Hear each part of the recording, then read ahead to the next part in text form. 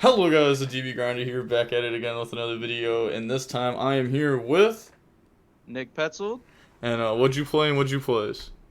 I played Marincess, also known as the Blue Goo.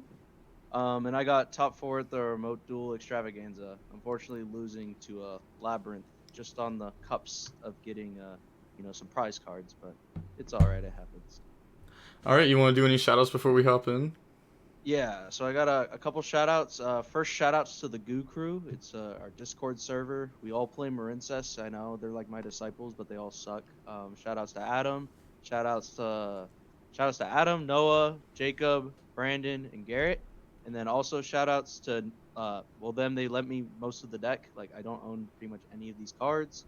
Shout outs to Bryson. Um Shout outs to Parker for also lending me. He's one of the guys from locals. He has his own YouTube channel. It's called Aurora YuGiOh. I told him I'd shout him out, so shout out to him. And yeah, that's basically it. And shout outs to you, obviously, for doing the profile. Appreciate you. But alright, let's Yeah, hop right please. in. All right, let me adjust it. That should be good. All right, so for the monsters, the Marincess monsters, we got three blue tang. So a lot of people don't know what Marincess cards do.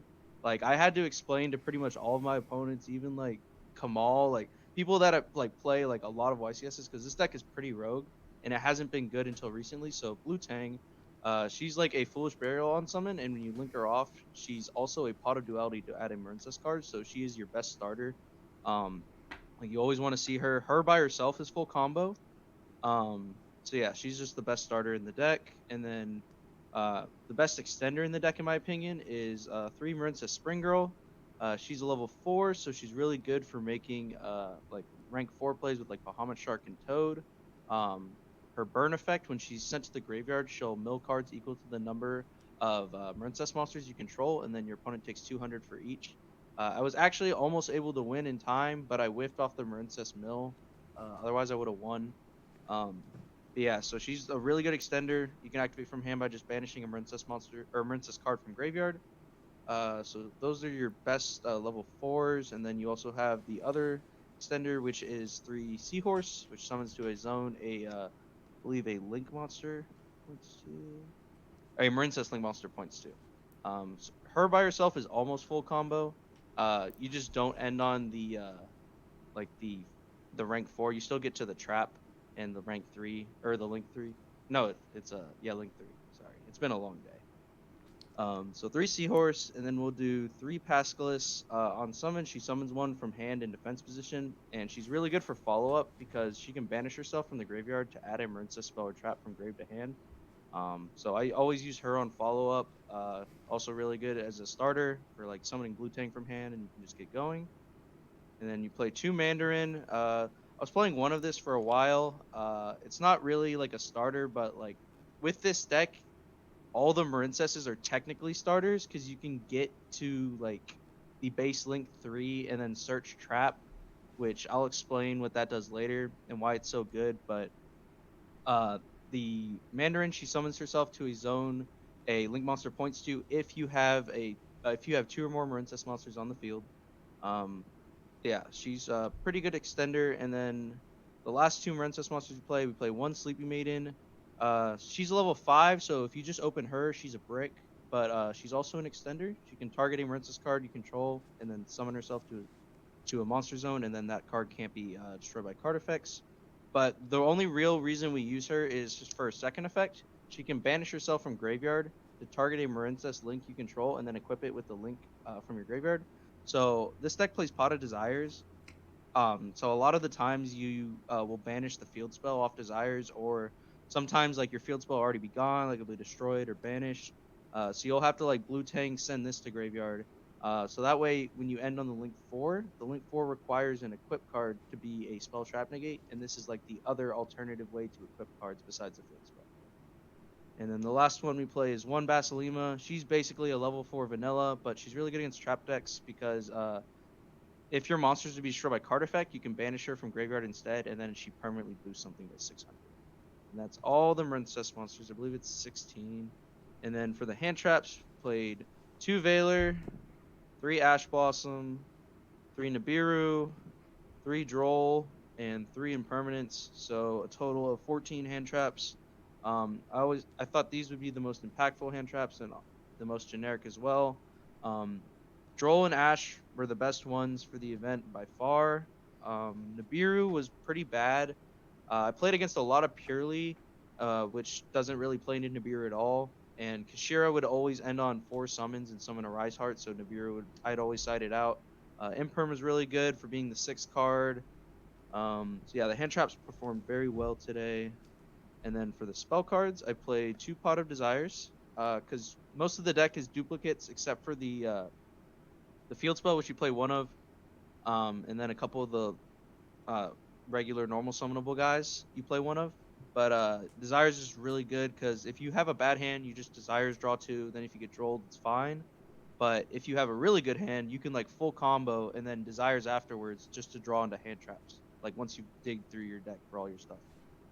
So there's those 2, and then we also play 2 talents. I was playing 3 at first, but I decided to cut it for the next card you're about to see. Um, I think Talents is really good in this deck because a lot of people will just like shotgun hand traps because they don't know like what to hit, and also Droll is super prevalent, and Talents is super punishing against Droll because this deck honestly it doesn't lose to Droll really at all. Like most of the times I got Drolled, like I was still able to just play through it, and if I had Talents, it was basically an FTK because they just lost 2 cards due to that Droll. There's the 2 talents, and then the cards that I was teching was 2 Book of Moon in the main. I was originally playing 40 with 3 talents, but I decided to cut the 3rd talents for a Book of Moon and then add a second one as the 41st card. Book of Moon was like incredible all day.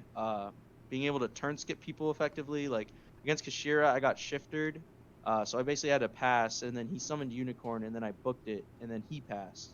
So I basically turn skipped him back. And then it's just really good going first and second. And I might honestly bump it up to 3 going forward. And then for the Marincess spell cards, we play 2 Dive and 1 Battle Ocean. Um, Nothing much to say here. You search them off Sea Angel. Uh, Play 2 because sometimes like the first one will get desired away, or just like you have to like banish it for Spring Girl randomly. And it's not bad to open any of these because if you open this one, you can just search this one off Sea Angel. And Dive is a monster reborn, but it can also summon a Marincess monster from deck instead if you have the field spell in play. So if you open this and you search this, this basically unlocks the full combo because you can summon any Marincess from deck. And the last 2 cards in the deck, 2 are the newer Marincess cards. We have 2 Marincess Wave. This card is absolutely cracked. Not a lot of people know what it does. So basically, if you have a Marincess Link monster on the field, you can target an opponent's monster your opponent controls and negates effects at the end of the turn. So it's effectively an imperm. But if you have a Link 2 or higher Marincess monster, it would also make all your stuff unaffected by card effects. And if you have a Link 3 or higher, you can activate it from hand. So it's imperm that makes your stuff unaffected by card effects till the end of the turn that you can activate from hand. So it doesn't lose to back row removal.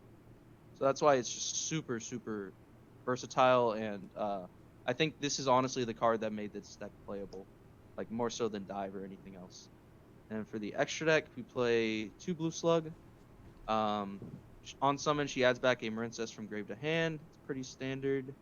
We play 2 Sea Angel. She adds a Marincess spell from deck to hand on summon. And then for the Link 2s, we play 2 Coral Anemone. In my opinion, she's probably the best Link. So she's a once per turn, revive a water monster with 1500 or less to a zone she points to. And anytime she's sent from field to graveyard once per turn, you can target a Marincess card in your graveyard and add it back to your hand. So if she's equipped to your guy as like a equip spell, and your guy gets sent from field to grave or kaiju or whatever, you're always getting cards back from grave to hand.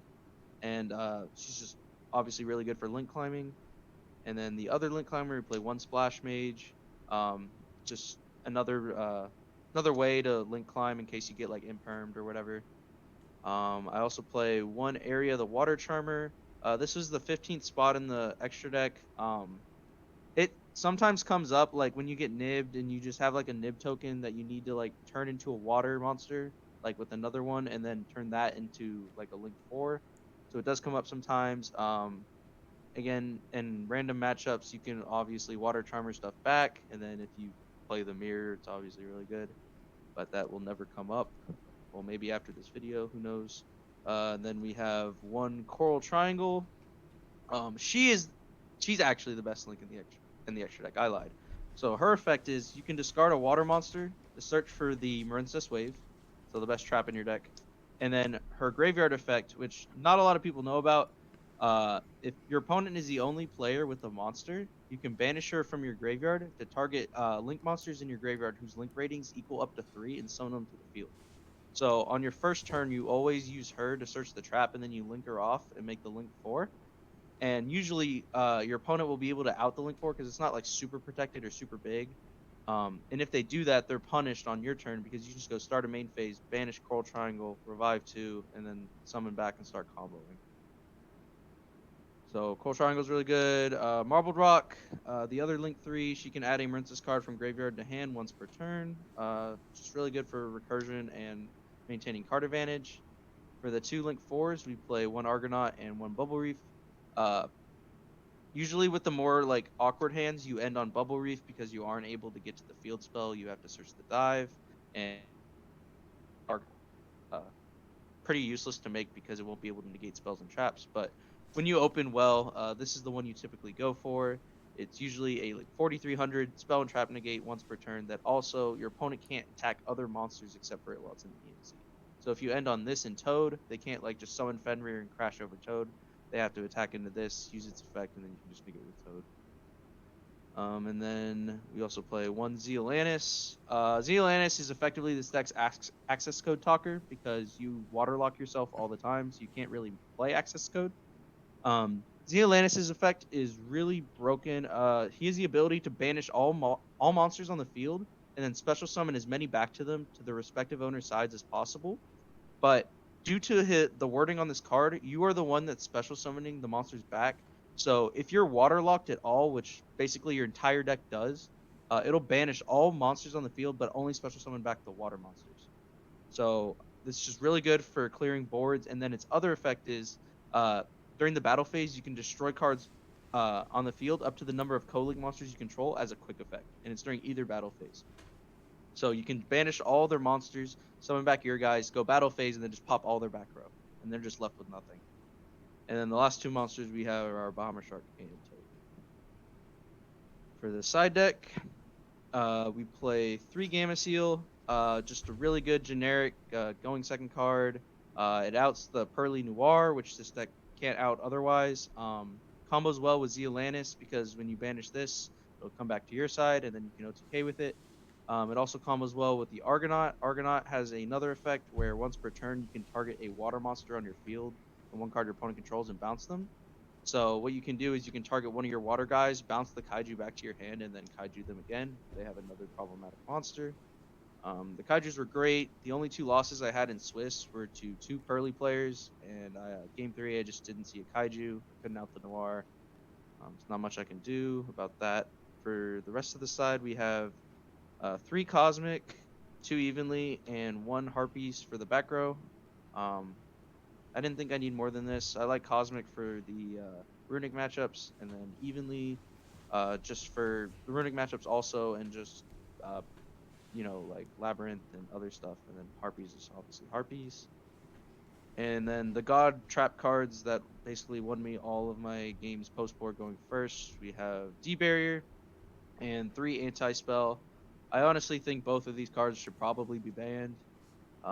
They won't be, but yeah, basically anytime I saw these against like Curly, Despia, Anti-Spell against Kashira, it's just like an FTK because usually just 1 card combo, you have your Link 4, and then you have this plus hand traps to back it up. So yeah, so that's the deck.